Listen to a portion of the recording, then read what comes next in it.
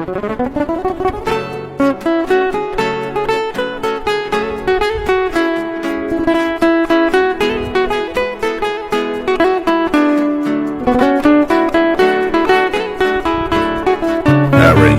and vocal by ایمان غلامی.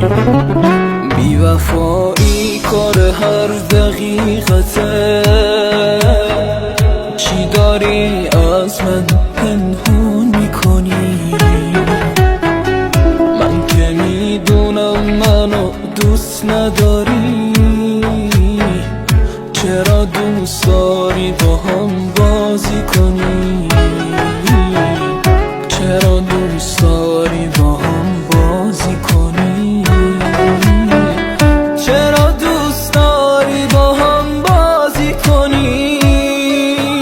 عشقامو پنهونی دارم میریزم، دنیا به کام تو برو عزیزم. شاید بفهمی مثل من نمیشه فدای خنده های تو عزیزم.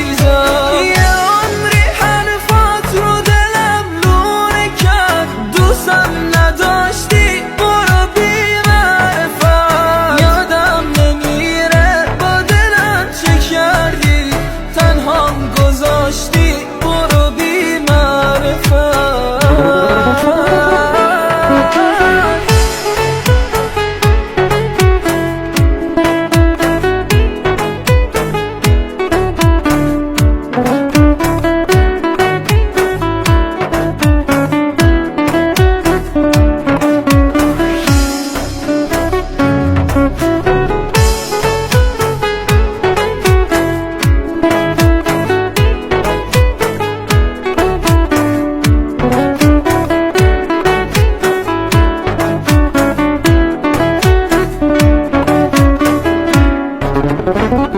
بی وفایی کار هر دقیقته،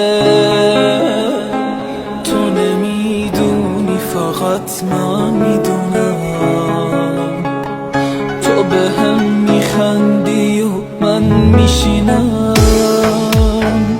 پای سجاده و نفرین میکنم، پای سجاده و نفرین میکنم، پای